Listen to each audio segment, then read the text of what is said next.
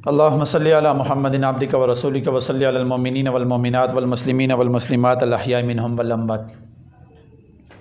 میرے انتہائی قابل عزت احترام بزرگوں، نوجوان ساتھیوں،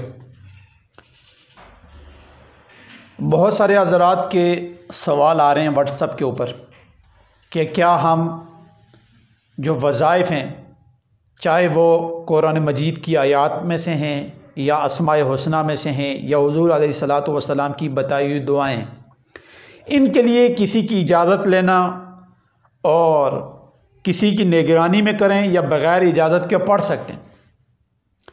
دیکھیں، یاد رکھیں، دو طرح کی چیزیں، ایک ہے عبادات، جس طرح نماز پڑھنا، تلاوت کرنا ثواب کی نیت سے، یا جس طرح تیسرا کلمہ درود شریف استغفار یا 100 دفعہ جو لوگ پڑھتے ہیں، اس کے لیے تو اجازت ضروری نہیں ہے،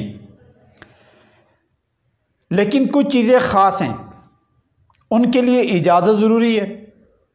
اس کے لیے کسی آدمی کا نگران اپنے اوپر مقرر کرنا، یا جس طرح موجودہ اصطلاحات میں آپ مرشد کہہ لیں، اپنا پیر ماننا، کسی کو بنا لینا اپنا پیر، مرشد بنانا، یہ ضروری ہے۔ اس کی وجہ کہ یاد رکھیے گا، میرے پاس بہت سارے کیس آتے ہیں، بالخصوص ان دنوں میں اکثر لیڈیز کے یہ کیس آ رہے ہیں کہ ان کو جنات بہت تنگ کرتے ہیں، مختلف صورتوں میں، مختلف شکلوں میں بچوں کو تنگ کرتے ہیں۔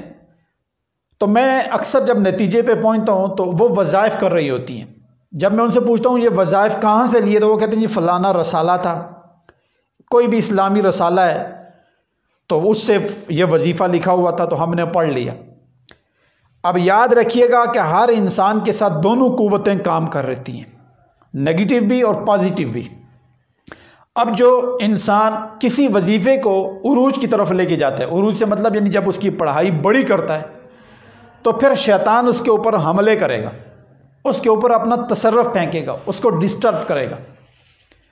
جب شیطان اس کو ڈسٹرب کرے گا تو وہ پریشان ہو جائے گا اور وہ مایوس ہوگا اللہ کی، وہ کہے گا یار میں تو وظیفہ پڑھ رہا ہوں، میں تو اسماء حسنہ کی تلاوت کرتا ہوں، میں تو اللہ تعالیٰ کی عبادت اور اللہ تعالیٰ کو حاصل کرنے کے لیے یہ کام کر رہا ہوں، تو مجھے پریشانیاں آنا شروع ہوگی۔ تو بات یہ نہیں ہے، اللہ تعالیٰ خود قرآن مجید میں کیا فرما رہے ہیں؟ الرحمن فاسأل بخبیرہ، کہ رحمان کا رستہ کسی باخبر سے پوچھو۔ مطلب کیا کہ جس آدمی نے یہ رستہ طے کیا ہو، اس آدمی سے پہلے اس رستے کی خبر لو۔ اس سے یہ چیز ثابت ہوتی ہے کہ آپ کسی مخصوص کام کے لیے یا اللہ تعالیٰ کی ذات کو حاصل کرنے کے لیے، قرب حاصل کرنے کے لیے آپ کو کسی آدمی کے پاس جانا پڑے گا۔ جس طرح اللہ تعالیٰ نے دوسری جگہ قرآن مجید میں ارشاد بھی فرمایا، یا ایھا الذین آمنوا کونوا مع الصادقین۔ اب یہاں صحبت کا اشارہ ہے کہ آپ صحبت اختیار کریں۔ اب ایمان والوں کو حکم دیا جا رہا ہے، تو اس لیے میری آپ سے گزارش ہے کہ بہت سارے لوگوں نے مجھے یہ سوال کیے واٹس ایپ پہ کہ کیا وظائف کے لیے اجازت ضروری ہے؟ بھائی اجازت ضروری ہے۔ اب میں بھی جب لوگوں کو اجازت دیتا ہوں تو لوگ جب کسی معاملے میں اس وظیفے میں الجھتے ہیں تو وہ پھر ہم سے حل پوچھتے ہیں، ہم ان کو بتا دیتے ہیں۔ اور اکثر جو واٹس ایپ ہی کچھ مولوی ہیں، کچھ یوٹیوب میں بیٹھے ہوئے ہیں، وہ چھوڑ دیتے ہیں اسی طرح، اور لوگ اتنے پریشان ہو رہے ہیں جو اپنے آپ سے وظیفہ شروع کر دیتے ہیں کہ بعض دفعہ ایک آدمی کے ساتھ جنات ہیں، اب وہ جنات کے چھٹکارے کے لیے خود تجربہ کرتا ہے تو وہ بجائے اس تجربے سے فائدہ حاصل کرنے کے لیے پھنس جاتا ہے، مزید دلدل میں پھنستا ہے۔ اب جنات اس کو پہلے اگر 10% تنگ کرتے تھے تو آج اس کو 100% تنگ کر رہے ہیں۔ کیوں؟ اس کی وجہ یہی ہے کہ اس کے ساتھ دونوں قوتیں اکٹھی ہو جاتی ہیں، اب اس کو پتہ ہی نہیں ہوتا کہ میرے ساتھ کون سی قوت کام کر رہی ہے۔ اب جس طرح آپ آیت الکرسی کا وظیفہ کر لیں، سورہ کافرون کا، سورہ فلق، سورہ ناس، سورہ فاتحہ، حسبنا اللہ و نعم الوکیل، حسبی اللہ لا الہ الا هو علیہ، کوئی بھی اسماء حسنہ اٹھائیں۔ جب یہ وظیفہ 1000 کی تعداد کو کراس کرے گا تو نگیٹو قوت آنا شروع ہو جائے گی۔ آپ کے ساتھ اگر رہبر ہوگا تو وہ نگیٹو قوت کو اللہ تعالیٰ نے اس کو ایک طاقت دی ہوتی ہے، وہ اس کو روکتا ہے، اس کو سلب کرتا ہے، اور جو پازیٹیو قوت ہے وہ پھر پروان چڑھاتی ہے، وہ آپ کو اوپر لے کے جاتی ہے۔ تو اس لیے میرے آپ سے گزارش ہے کہ کبھی بھی کوئی وظیفہ بغیر اجازت نہ کریں۔ جو لوگ یہ کہتے ہیں، چاہے وہ مولوی ہے، مفتی ہے، وہ آپ کو اگر یہ کہتا ہے کہ وظیفے کے لیے اجازت ضروری نہیں ہے تو سمجھ لو یہ اناڑی آدمی ہے۔ مجھے وہ کوئی کام بتائیں، وہ کوئی فن بتائیں، کوئی بھی شعبہ بتا دیں جو بغیر استاد کے، بغیر آپ کسی نگران کے وہ کام کر سکتے ہو، دنیا کا کوئی کام بتا دیں۔ اور یاد رکھیے گا، دنیا کا سب سے خطرناک علم جو ہے وہ اللہ تعالیٰ نے اپنا پوشیدہ علم ہے، وہ بہت خطرناک علم ہے۔ اس علم کو حاصل کرنے کے لیے کسی پیر، کسی مرشد، کسی استاد کا ہاتھ ہونا چاہیے۔ اگر یہ ہاتھ نہیں آپ کے اوپر تو آپ خود بھی گمراہ ہوں گے، خود بھی اپنی جان اور ایمان کا نقصان کریں گے اور اپنی نسلوں کو بھی تباہ کریں۔ میں نے آپ کو ایک واقعہ سنایا ہے کہ بہت ساری لیڈیز ان دنوں میں آ رہی ہیں، ان کے اوپر جب جنات پڑتے ہیں، ایسے مرد آئیں، جب دیکھیں ایک آدمی ہے وہ کاروبار میں لاس ہوتا ہے، اب وہ پہلے کروڑ پتی تھا، اس کو لاس ہوا، وہ زیرو ہوا، اب اس نے فوراً تسبیح اٹھائی۔ اب تسبیح اٹھا کے وہ کیا پڑھتے ہیں؟ زیادہ زیادہ لوگ لا الہ الا انت سبحانک انی کنت من الظالمین پڑھتے ہیں، حسبنا اللہ ونعم الوکیل پڑھتے ہیں۔ اب دیکھیں اس پڑھنے سے تو اس کو فائدہ ہونا چاہیے نا، یہ اوپر جائے، مزید دلدل میں پھنس جاتا ہے، مزید نقصان کرتا ہے، اور پھر سائیکو پیشنٹ بن جاتا ہے، کہتا ہے مجھے یہ نظر آ رہا ہے، مجھے وہ نظر آ رہا ہے۔ اب کاروبار تو چلو چلا گیا، تو ساتھ ہی اپنا دماغ بھی خراب کر بیٹھتے ہیں۔ یہاں ایک چیز پتہ چلتی ہے کہ وہ اس حالت کے اندر بغیر اجازت بیٹھ کے اپنا پڑھنا شروع کر دیا، جبکہ اللہ تعالیٰ خود فرما رہے ہیں کہ الرحمن فصل، کہ رحمان کا راستہ کسی بخبر سے پوچھیں۔ تو اسی کے لیے یہ جو اللہ تعالیٰ نے ایک اولیاء اللہ کا سلسلہ چلایا ہوا ہے، انہی سے ہمیں یہ چیز ملی ہے۔ اور الحمدللہ ہم نے جو چیز 18-20 سال میں کر رہے ہیں، ہمارے اوپر بھی ایک نگران ہے، میرے مرشد ہیں، اور انہی مرشد کی اجازت سے الحمدللہ ہم نے اپنی تمام منازل طے کی ہیں۔ ان کے بغیر ہم نے کوئی وظیفہ نہیں کیا۔